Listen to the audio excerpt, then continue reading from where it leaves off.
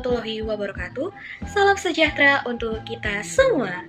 Halo Sobat HPI, perkenalkan aku Gabriela Patricia Behan dari kelompok 9 Arza Frelia. Nah, Sobat HPI pada tahu nggak kalau ruang lingkup hukum perdata internasional itu luas banget? Nah, pada kesempatan kali ini, kami akan mempresentasikan salah satu ruang lingkup hukum perdata internasional, yaitu RANVOY.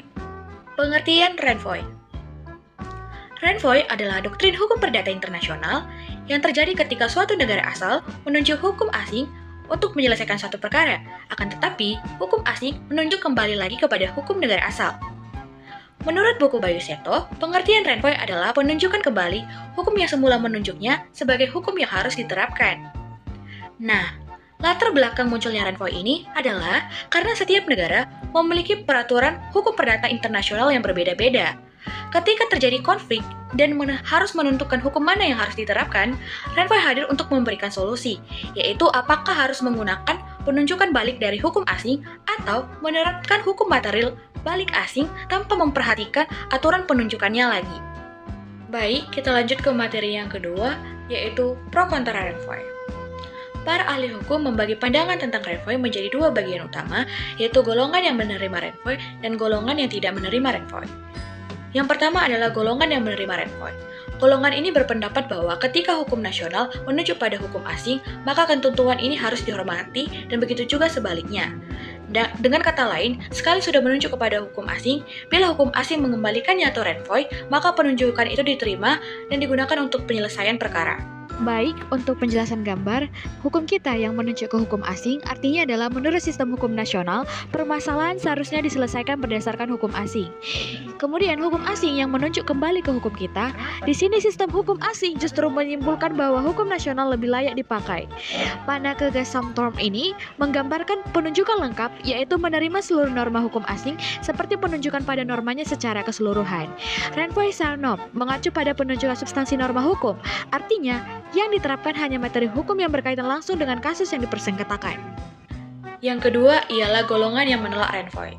Golongan ini menolak RANVOY dan menganggap hukum yang menguasai pokok persoalan menunjuk pada hukum material negara yang bersangkutan, terlepas dari aturan konflik hukum di negara lain.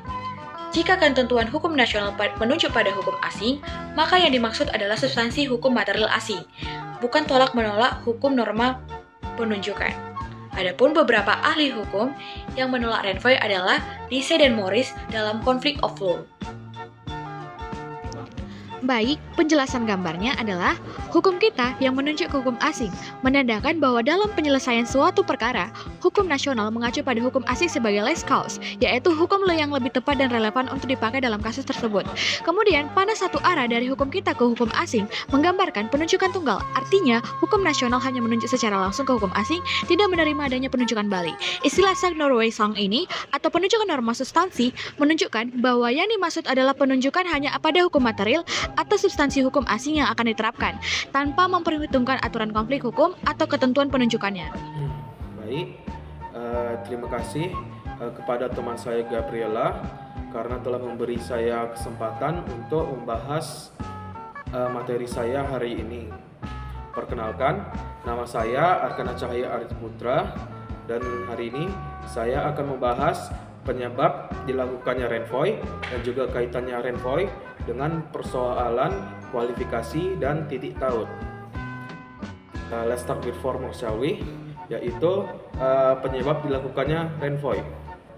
Menurut Dr. Bayu Seto, dalam bukunya Dasar-Dasar Hukum Perdata Internasional, edisi kelima halaman 122, terdapat dua pandangan mengenai alasan dilaksanakannya RANVOY. Yang pertama, RANVOY dilakukan agar perkara dapat diputuskan dengan cara yang oleh pengadilan dianggap sejalan dengan cara seharusnya perkara itu diadili. Yang kedua, RANVOY diharapkan dapat menciptakan keseragaman dalam penyelesaian perkara-perkara HPI walaupun menghadapi doktrin-doktrin atau pola penyelesaian yang berbeda-beda di setiap negara.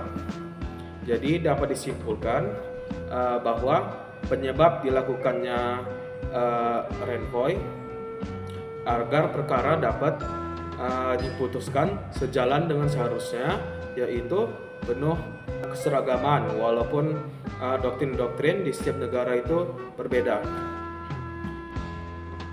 Oke, selanjutnya kita akan membahas kaitannya renvoy dengan kualifikasi, yaitu penggolongan sekumpulan fakta dan kaidah hukum yang ditetapkan menjadi satu, dan titik taut yang yaitu fakta-fakta dalam sekumpulan fakta yang menciptakan relevansi antara perkara dengan kemungkinannya berlaku aturan hukum. Menurut Dr. Ari Purwadi dalam bukunya yang juga dinamai Dasar-Dasar dalam Hukum Perdata Internasional halaman 75 dan 76, persoalan renvoy berkaitan dengan persoalan nasionalitas dan domisili dalam menentukan status personal seseorang, terutama terjadi karena ada perbedaan prinsip yang dianut, yaitu nasionalitas dan domisili di berbagai negara. Renvoy tidak bisa dilepaskan dari persoalan kualifikasi dan persoalan titik taut, karena sebenarnya ketiga persoalan tersebut dapat dicakup dalam satu persoalan, yaitu hukum manakah yang berlaku atau lex causa. Kesimpulannya, karena ketiga persoalan tersebut sebenarnya hanya mencakup satu persoalan, yaitu lex causa dalam suatu peristiwa hukum perdata internasional, maka tidak dapat dilepaskan dari satu sama lain. Baiklah, berakhirlah pembahasan materi saya untuk hari ini. Saya akan memberikan kesempatan kepada teman baik saya, Farel Hakim, untuk membahas materi selanjutnya. Terima kasih. Baiklah, itu tadi adalah materi yang telah disampaikan oleh teman saya yang bernama Arkana. Terima kasih untuk Arkana untuk memberikan saya kesempatan untuk membahas materi selanjutnya. Sebelumnya, perkenalkan nama saya Farel Hakim dengan NIM 240200475. Di sini saya akan membahas tentang jenis-jenis renvoy. Renvoy terdiri dari dua jenis. Yang pertama, itu adalah single renvoy. Single renvoy adalah salah satu bentuk dari teori renvoy dalam hukum perdata internasional. Single renvoy terjadi apabila hukum asing yang ditunjuk oleh kaidah hukum perdata internasional suatu negara menolak untuk dipakai dan mengembalikannya kepada forum hukum. Dalam hal ini, negara forum menerima pengembalian tersebut sehingga yang dipakai akhirnya adalah hukum dari forum itu sendiri. Contoh kasusnya adalah seorang warga negara Indonesia meninggal dunia di Prancis. Menurut hukum perdata internasional Indonesia, masalah waris tunduk kepada hukum nasional pewaris, artinya adalah hukum Indonesia.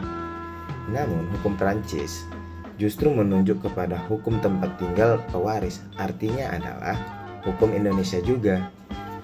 Jika hanya satu kali pengembalian yang diterima, contohnya seperti kasus tadi, hukum Prancis menunjuk Indonesia dan hakim Indonesia menerima penunjukan itu sendiri, maka itulah yang disebut dengan single renvoy. Yang kedua, double renvoy, atau yang biasa disebut dengan foreign court theory.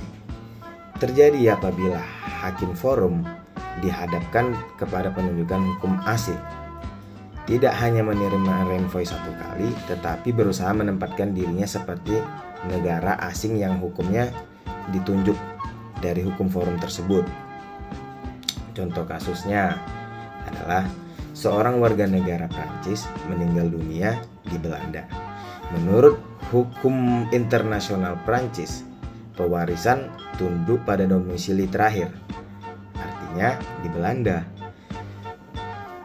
Menurut hukum perdata internasional Belanda, masalah waris tunduk pada kewarganegaraannya, artinya hukum Prancis.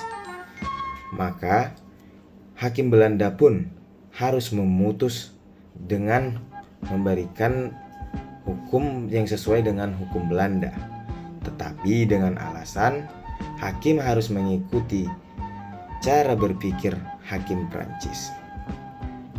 Baiklah, sekianlah materi yang bisa saya sampaikan.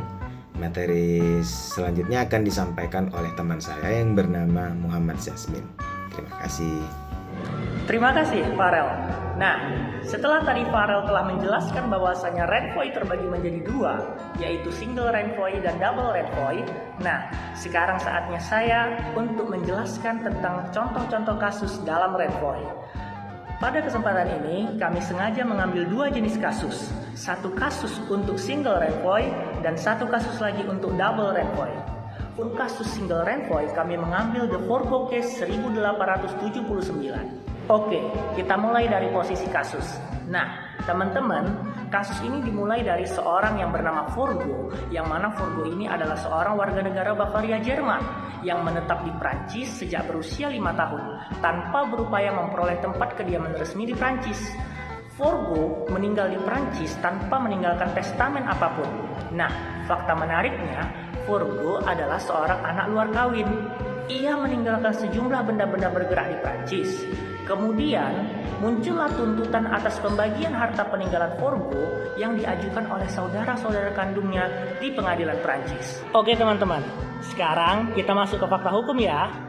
Nah, kasus Forgo ini teman-teman punya beberapa fakta hukum menarik nih. Yang pertama, hukum perdata intern Bavaria menetapkan bahwa saudara-saudara kandung dari seorang anak luar kawin tetap berhak untuk menerima harta peninggalan dari anak luar kawin yang bersangkutan. Sedangkan dalam hukum perdata intern Prancis menetapkan bahwa harta peninggalan dari seorang anak luar kawin harus jatuh ke tangan negara. Yang kedua, Kaidah Hukum Perdata Internasional atau HPI Bavaria menetapkan bahwa pewarisan benda-benda bergerak harus tunduk pada hukum dari tempat di mana pewaris bertempat tinggal sehari-hari atau disebut habitual residence. Sedangkan kaidah HPI Prancis menetapkan bahwa pewarisan benda-benda bergerak harus tunduk pada hukum dari mana pewaris menjadi warga negara. Wah, fakta-fakta hukum dalam kasus Forgo sungguh membingungkan ya teman-teman. Nah, dari fakta-fakta hukum itu tadi muncullah permasalahan hukum. Permasalahan apa tuh? Permasalahannya adalah berdasarkan hukum manakah? Hukum Prancis atau hukum Bavaria? Status harta peninggalan benda-benda bergerak milik Forgo harus diatur. Oke teman-teman, sekarang kita masuk ke dalam proses penyelesaian perkara. Nah, proses penyelesaian perkara dalam kasus Forgo ini nggak gampang loh teman-teman. Nah, coba teman-teman simak. Pada tahap pertama, pengadilan Prancis menggunakan kaidah HPI-nya dan menunjuk ke arah hukum Bavaria sebagai hukum dari tempat pewaris menjadi warga negara. Penunjukan ke arah hukum Bavaria ini ternyata dianggap sebagai Gesamtverfassung, sehingga termasuk kaidah-kaidah HPI Bavaria. Kaidah HPI Bavaria mengenai pewarisan benda-benda bergerak menunjuk ke arah habitual resident pewaris. Jadi, dalam hal ini kaidah HPI Bavaria menunjuk kembali ke arah hukum Prancis sebagai lex domicili Forgo. Kemudian, hakim Prancis menganggap bahwa penunjukan kembali ini sebagai Gesamtverfassung ke arah hukum intern Prancis, yang mana di dalam HPI sikap hakim Prancis ini disebut menerima renvoy.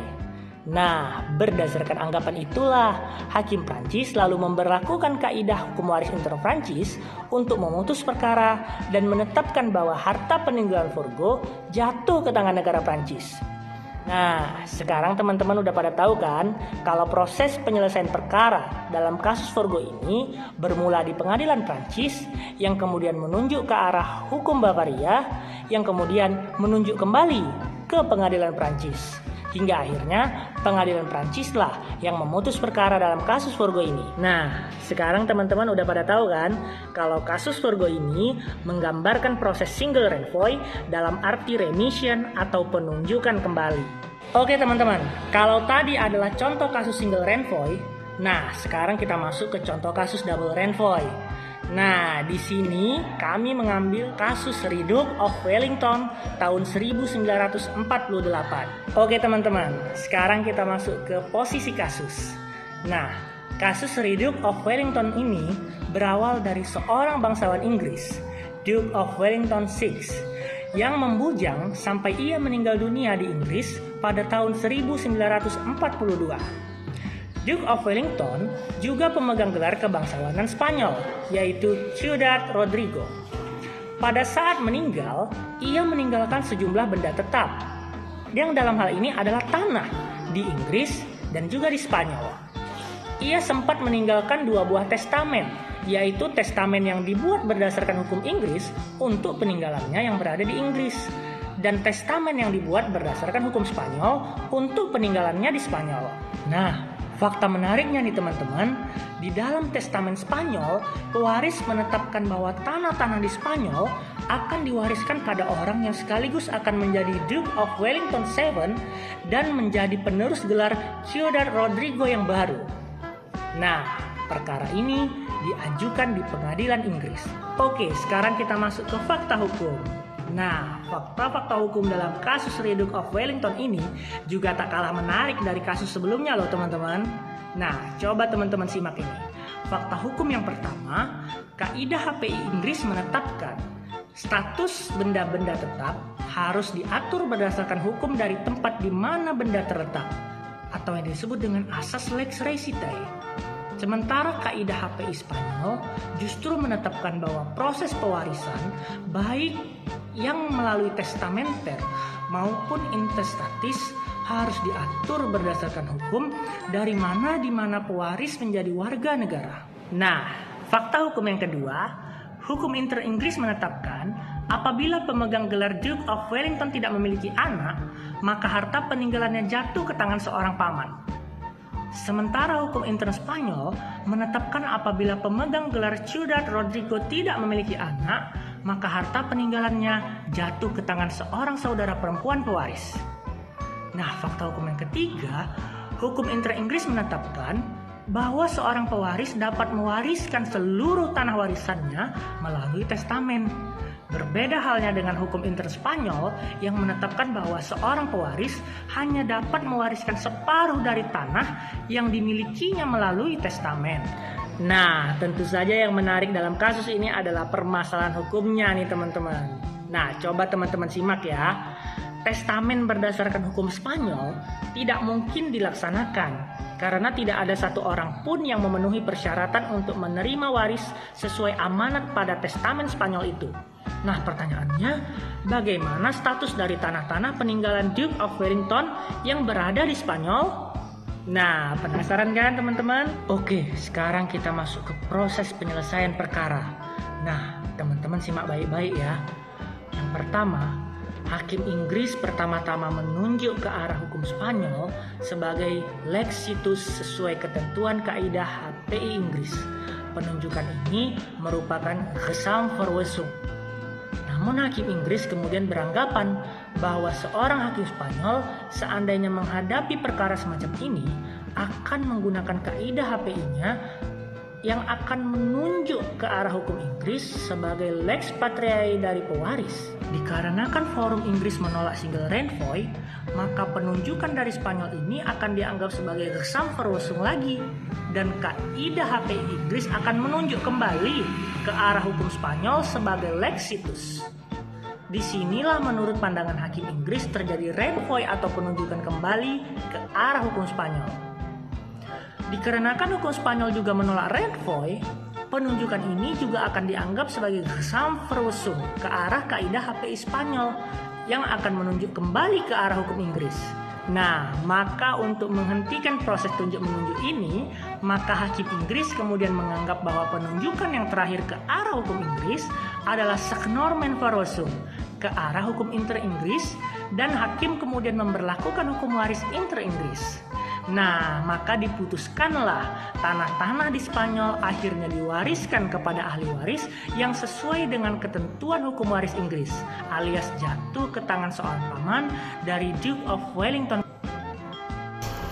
Oke teman-teman, jadi kesimpulannya, kasus The Duke of Wellington termasuk double renvoy karena terjadi proses timbal balik penunjukan hukum antara dua sistem hukum perdata internasional yang dalam hal ini adalah Inggris dan Spanyol.